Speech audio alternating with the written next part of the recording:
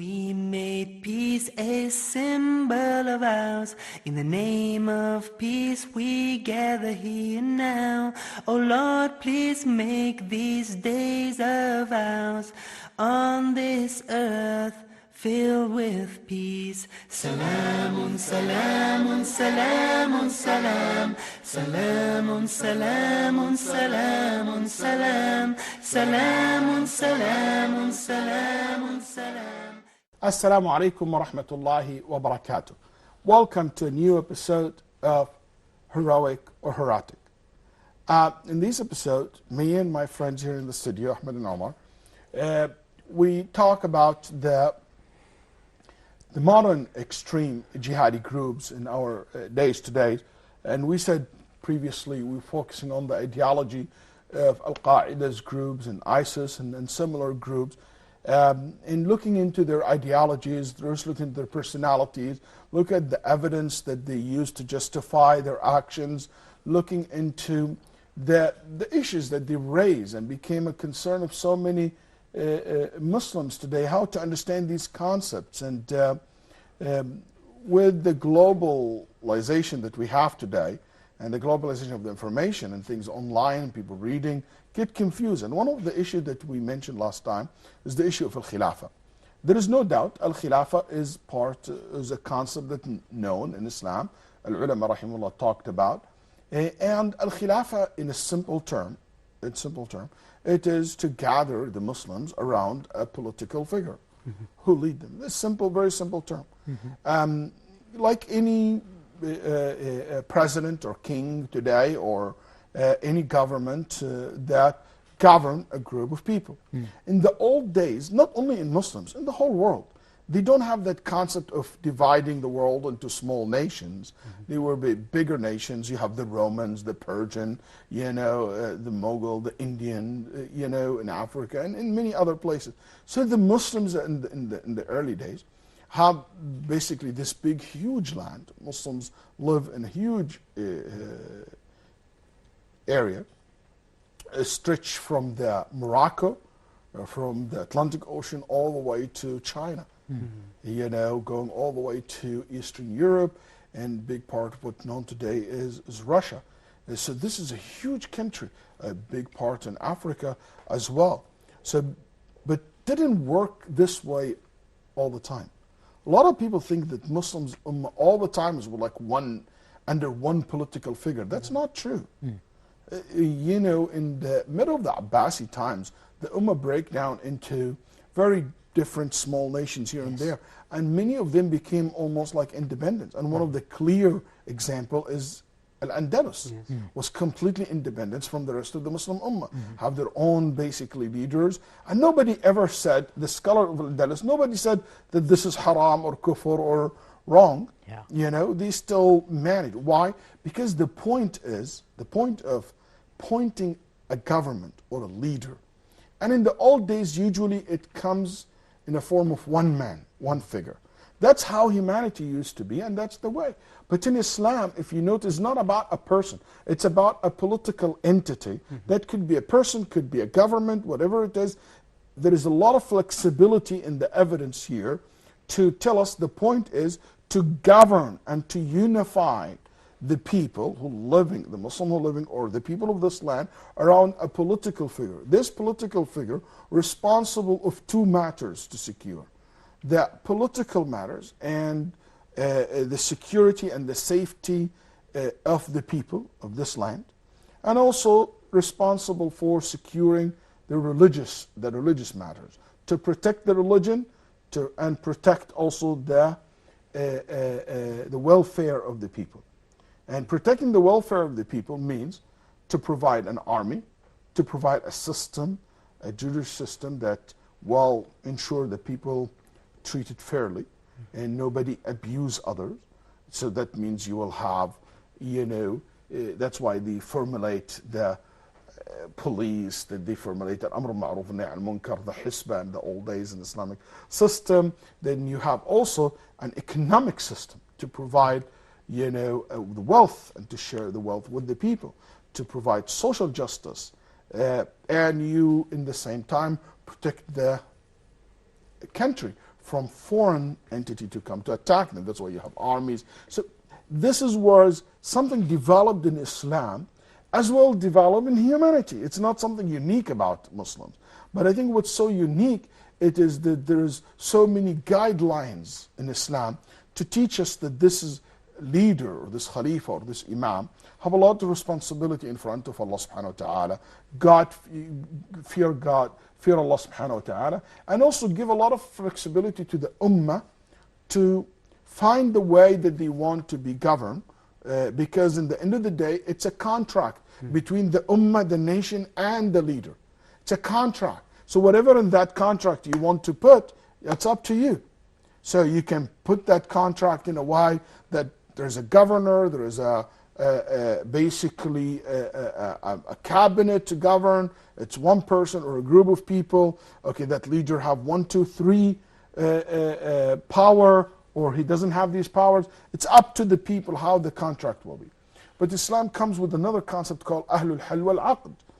I don't think it's also unique for Islam. It is also exists in other than the Muslims world, which is that leader should be elected and chosen by the leader of the society. And the leader of the society represents the society. So they are representative of the society. In the old days, this will be the leader of the tribes, the businessmen, the leader of the armies, the rich people, the scholars, they represent. In modern days, can be changed to become a parliament. It can be the Majlis Shura, whatever you want to call it, the leader of the society. Every society is unique in the way they elect their president or elect their governor. But the point Islam came to emphasize the importance that the one who leads must be elected, must be chosen, at least in the Sunni realm, because in the Shia realm is quite different. But in the Sunni realm, we believe in that concept that it is the leader must be elected by people, chosen by people, and watched by the people as well, so they can correct him, they can remove him from power if he starts misusing his power. So it's not an absolute power like what we see, the king in Europe, for example, at one time, he ruled by the name of God. Whatever he said, it is absolutely unquestioned. That's not how it is in Islam. So that's what the Khilafah is. Does the Khilafah has to be for the whole entire Muslim world? That's the original way it is to see the Muslim be unified, is that can be today done in a format similar to the European Union, for example, just to make things easy. Every country, but still they are unified, governed by one governing body. Could be, that's very possible. Could be the leader of the Muslim can be an individual country, as well. We call this Imama Juz'iyya, that he's an Imam and a leader of one particular area. He applied these rules, he protect the people of this land, he applied the Sharia in this land, and he basically provide the fairness and the justice of Sharia in this land. Exactly. He can represent the Khalifa. He is nominated as a wali. As a wali, or even if there is no Khalifa at all, he could be Khalifa of this country. Yes. Of the Emir of this country. Exactly. But the word Khalifa usually meant for the one who ruled basically the whole entire Muslim world. But both are acceptable Islamically. And Shawkani rahimahullah said that after Islam spread so big and far, that's changed the way Islam ruling. That became an individuals who ruled part of Muslim world and became the Khalifa of that part, or the Emir of that part. Because in Andalus called the Khalifa as well. So because the word Khalifa, successor or someone who a representative of the role of Rasulullah sallallahu alaihi wasallam in the society, and the Prophet ﷺ's role in the society is something was big. He represented the religious role and have the basically the political role he played as an educator, sallallahu alaihi wasallam, educate the society, and the one who he's the judge. But after the time of the Prophet sallallahu alaihi wasallam, these responsibilities distributed to be represented by what we call today ministries and departments. So you have the Ministry of Awqaf, the Ministry of Da'wah, the Ministry of War, the Ministry for this. And that was developed through the time, even from Umar al-Khattab radiallahu anhu's time and through the history. I'm just giving you the background because some people think of the Khilafah, it is this Sultan, the Khalifa who ruled the whole entire world. That not necessarily every time, but regardless, this is different than the Khilafah that they claim today, where someone ruling only one part, and not even ruling in Iraq, not even ruling Damascus. There's small pockets here and there, and he claimed that he's the Khalifa. In order for someone to be a Khalifa, that there is condition must be fulfilled. You know, yes, it is. We must have the Khalifa, but this Khalifa is not a name; it's a reality. It's something that he provides. That a person should provide. There's the consequences of being Khalifa. You have to provide basically safety and security to the people that you lead. Tell me what the Khilafah in Iraq provides, what kind of security they even offer their own people today. Nothing. They have to provide to care for the welfare of the people. What kind of economy that they have over there? This is what I want to ask about, in fact. Yeah. Abu Bakr al-Baghdadi, what is CV? Why does it become the Khalifa? That's why we say one of the conditions of the Khilafah is a tamkeen, that he have a power to rule. And he does not have the power to rule the Muslim world. He doesn't have the power to rule even his own country. Yeah. It's so fragile. Not because they don't wipe you out at one time, it means that you are powerful. No. Yes. There is a political calculation behind how long they want you to let you to exist and why you are exist. It's not because you're really powerful. It's because it's orchestrated. It's something that planned this way. There is a lot of civilians, and don't want to have a casualty with the civilians. It could be, or whatever reason it is. But one of the conditions of the Khilafah that you have power. A person in a cave on the run cannot be the Khalifa for the Muslim world. A person living in an apartment in London cannot claim that he's the Khalifa. The Khalifa is a person who can provide, security and service to the people of his. Another condition, the Khalifa must be chosen by the Muslims, elected by Ahl al-Hal wal-Aqd, the representative of the Muslims. You cannot go in a small apartment with a group of people, elect you as Khalifa, and you say, I am Khalifa. No, you can't. And you cannot claim Khilafah. Khilafah, it is a reality. It's not something, a dream. It's like when I go to a desert and I say, there is a palace here. It's a desert. No, it's a palace. How it's a palace? Because I plan to have a palace. No, it's a desert. I'm planning, inshallah, when this Khilafah Islamiyya grow and will provide, it will be Khilafah. No, it's not Khilafah until it became a Khilafah. Yes. The Uthmani states, the Ottomans, it started in 618 Hijri as an idea. Yeah. Okay? And inherited from Artughul or something like that, his name. Yes. It was the leader. Yeah. No, his son Uthman came after him. Yes. In 687. Exactly. And Uthmani never claimed Khilafah until 926 or 920 something. Almost 300 years. You know why? Because they do not have power over the land. It was just a small part, piece of land. Yes, and that's something we can learn from it. That the Khilafah must have, you have a power over the land. Let's have a break and come back, inshallah ta'ala, to continue our discussion. Peaceful, peaceful, peaceful, peace. Peaceful, peaceful, peaceful, peace. أفلا يتدبرون القرآن ولو كان من عند غير الله لوجدوا فيه اختلافا كثيرا. We all know that a person's iman increases and decreases, and the best way to increase your iman is through the Quran. To contemplate, to reflect, to ponder over the verses of the Quran. أفلا يتدبرون القرآن ولو كان من عند غير الله لوجدوا فيه اختلافا كثيرا. In this program, we will listen to the Quran first, and that should soften our hearts. And then once we get to know the meanings and contemplate over these meanings, then we can change by the will of Allah subhanahu wa ta'ala. ولا يأتون يأتونك بمثل إلا جئناك بالحق وأحسن تفسيرا ولا يأتونك بمثل إلا جئناك بالحق وأحسن تفسيرا. Join us on Quran Circle 2 and increase your iman.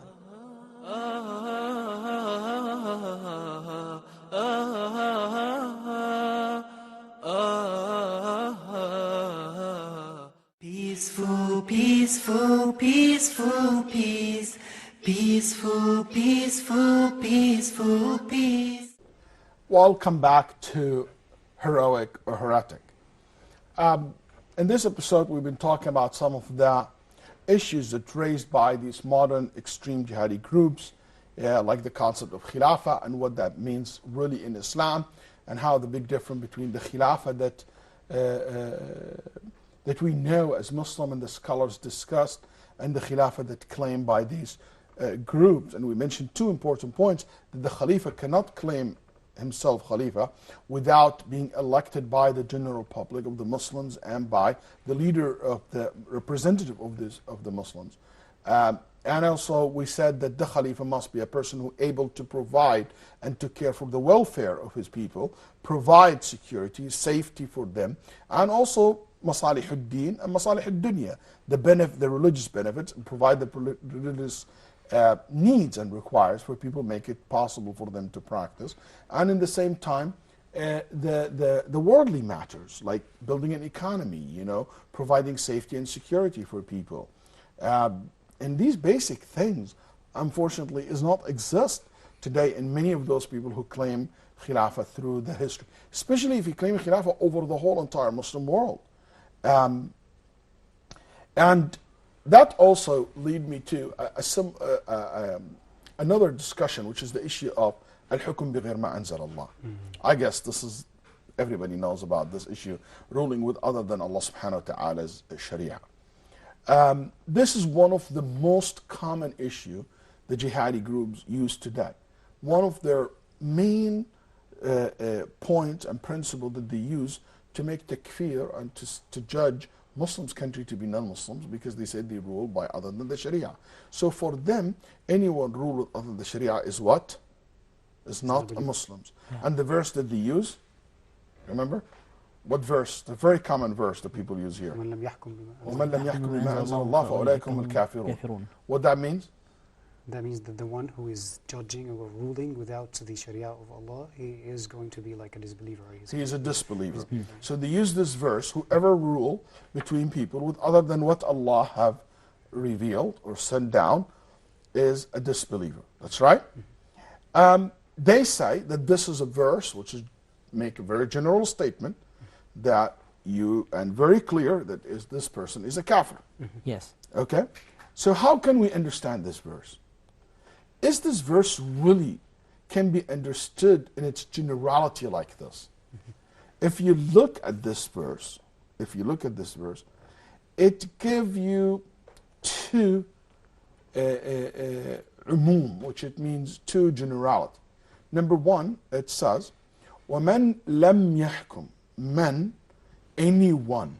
That's a very general statement, that's right? Yes. Anyone. Generalizing here. Generalize. بِغَيْرِ مَا أَنزَلَ اللَّهُ. With other than what Allah have sent down. So anything other than what Allah have said or mentioned, that's another generalization. That's right? Yes. So we have these two. Are these two meant to be so general like that? Because in Quran, many verses appear to be general, but they're not meant to be general. Maybe the format is general, but the meaning is specific. Okay? So is this verse so general like that or not? One young man told me, it is general. There is no proof to make any specification. It has to accept it the way it is. So I said, okay, if we take this verse like that, what do you think of a sheikh or a alim ask a question and he gave the wrong fatwa? Give the wrong answer. or he judged between two people based on wrong understanding of the religion, would that be kafir? No, it wouldn't apply because he didn't mean it. So. But the verse applied to him or not? No. Why? It's general. It says anyone. So anyone make a ruling with other than what Allah, or make a ruling with other than what Allah said, is a kafir. So if someone came and he made a ruling on an issue and said this is haram, because he thought that it is not allowed, but he was mistaken, that means he have ruled with other than the Sharia of Allah. Yes. Because Sharia of Allah said it's halal. No, but he said it's can't be a haram. disbeliever. That means that he's a disbeliever. So that means if we're going to understand the verse so general this way, that means every fuqaha al-Islam, or almost all the fuqaha al-Islam, became disbelievers. They make takfir to each other. Because he believed that this is Shari'atullah, that is allowed, and the other one said, no, the Islam is not allowed, and you have different positions, and that means everything will be here chaos. And I think this is how they understand the ayah. They don't. The reality is, if you tell them They that, they will misinterpret tell the you, ayah. oh no, because no one ever have a common sense will accept the generalization of the ayah. They will never accept that. And that shows you that this verse, you cannot take it so general like that.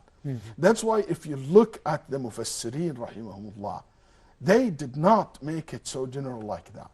They said, first of all, وَمَنْ لَمْ يَحْكُمْ بِمَا أَنزَلَ اللَّهِ. This is talking about someone, not everyone who ruled. There is a difference between someone ruled or give a ruling of to change the religion of Islam. I know that this is what Allah said, but I go hide it and change it intentionally. Versus someone who did his best. That's right. That's why Nabi Sallallahu Alaihi Wasallam said, إِذَا اجْتَهَدَ الْحَاكِمْ فَأَخْطَأ. When the ruler do his best to explore what the ruling, and he's wrong, he made a ruling with other than Allah's ruling. In this case, he will be rewarded for him trying. It's not kafir. So that means this verse cannot be taken as general as it appears. Also, the issue of anything of the ruling of Islam, is this applied to any type of ruling, any type of change? And if this is the case, is that means when we say became a kafir, because kufr is levels, is that the major type of kufr or the minor type of kufr? And if you look at how the early scholars interpret the verse, you will see there is almost agreement that this verse referring to the minor kufr is not the major kufr. As Ibn Abbas radiallahu anh said, لَيْسَ هُوَ بِالْكُفْرِ الَّذِي يَذْهَبُونَ إِلَيْهِ. It's not the kufr that they're thinking. It is kufr duna kufr. It is the kufr that lesser than the other one, which is, we call it the minor kufr. That's why Ibn Tawus said that Tawus asked Ibn Abbas about this verse. And he said, is this a kufr? He said, it's not like the kufr that people have when they disbelieve in Allah and the angels and the books. He said, this kufr لا ينقل عن الملة. A kufr that will not take you out of the fold of Islam. And this is an authentic narration in Musannaf Abdul Razzaq. And Tawus said later on when he started teaching, he said, not the kufr that take you out of Islam. Waqi' said that Sufyan and Jurayj and Ata, that Ata rahimahullah, one of the great scholars of the Tabi'een, he said, kufr duna kufr, dhulmun duna dhulm, fisqun duna fisq. He said it's not that major. And Imam Ahmad rahimahullah, when he was asked, he said, kufrun la yukhriju anil millah. It's a kufr, doesn't take you out of Islam. So just claiming that anyone make a ruling with other than the Sharia is out of the fold of Islam, that's not true. Because that's not how the scholar understood this verse. Al-ulama rahimahullah differentiate between someone, he doesn't believe in Islam. He said that the ruling of Islam is backwards. The ruling of Islam, doesn't fit the modern days.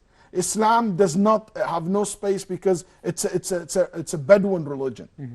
Or something like that.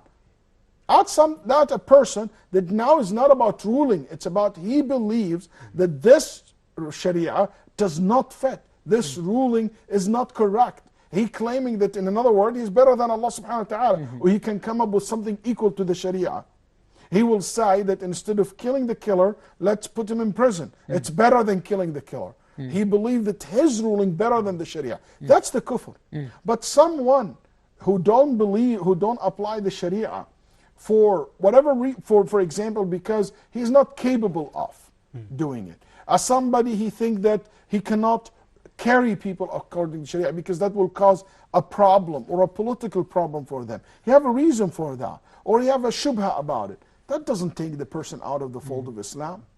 And we have to be very careful how to judge people through that. It cannot be used as a sword upon the neck of every ruler in the world today, the Muslim world, to say absolutely they are kuffar. All right, Sheikh, but I have an inquiry here. Regarding this ayah, it's in the Surah Al-Ma'idah?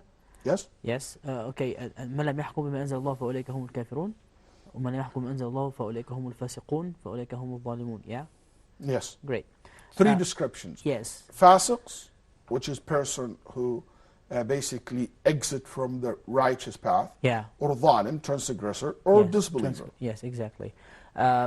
And Surah Al-Ma'idah, it describes, all the evils and the distortions that the Jews and the Christians committed in their scriptures and their holy books, and it discloses all the bad deeds of the Jews and the Christians. Is that right?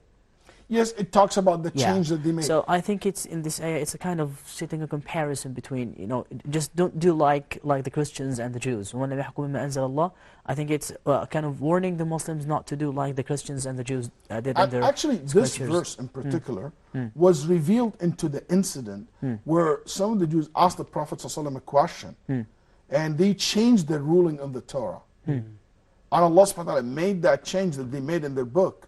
And the change of they know the right and they changed that. Yeah. They named that a kufr. So the verse was describing a kuffar, was not even related to Muslims. Okay? That's why Al-Qurtubi rahimahullah said this verse originally is related to the kuffar, cannot be used against the Muslims, or not related to the Muslims.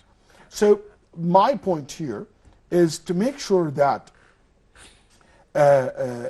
even Imam Ibn Jarir Tabari rahimahullah restricted this to a description for the people of the book, and he said you cannot use it against the Ahlul Islam. And you can look at his book Jam' al-Bayan, he mentioned that as well. So to use this verse to say that any ruler today doesn't apply the Sharia, it means he's out of the fold of Islam. I think it's wrong. I think it's absolutely unacceptable to make that generalization. And I don't believe that most of the Muslim world today, I truly don't believe that they do this because they really hate Islam, they hate what Allah subhanahu wa ta'ala said. I think all of them feel that it is, there have basically a reason behind that. Some of them believe that the ruling is the Sharia of Islam, the spirit of it, the general principle. I'm not here to discuss that. It is, I think it's wrong. But to say it's kufr, that's another level. To allow you to kill them, that's another level. No doubt that applying the Sharia is the best. We don't ever compromise in the importance of applying the Sharia and rule by the Sharia. But my point is to take this to the level of saying that they are kuffar and everyone is kafir, and everybody related to this government is kafir. That's what I'm against. And that's not how the early Muslim scholars understood these verses. And in the end of the day, even if we disagree over maybe specific points in the details of this issue, this debate give a room for ijtihad, give a room to find an excuse for my brother or my friend or the people who don't follow this opinion, that it make me not even to call him fasiq or to give him a name or to judge him, is to give him an excuse that will prevent me from calling him kafir or applying this kind of rulings against him. It's a completely different case than what we see in the jihadis group today. Absolutely. So this will bring our episode to an end. And inshallah ta'ala we'll continue our discussion in the next episode talking about another topic, which is the issue of al-wala wal-bara and what it means in Islam and in Sharia, and how this concept is misused by these extreme groups. Thank you for being with me, Omar and Ahmed, and also I'd like to thank all our viewers and all the beautiful brothers here, mashallah, in the studio for your hard work. Looking forward to see you in the next episode. This is Waleed Basyouni. Assalamu alaikum wa rahmatullahi wa barakatuh. Peaceful, peaceful, peaceful, peace. Peaceful, peaceful, peaceful, peace. Peaceful, peaceful, peaceful, peace. Peaceful, peaceful, peaceful, peace. We made peace a symbol of ours. In the name of peace we gather here now. Oh Lord, please make these days of ours on this earth filled with peace. Salamun, salamun, salamun, salam. Salamun, salamun, salamun, salam. Salamun, salamun, salamun, salam. Salamun, salamun, salam.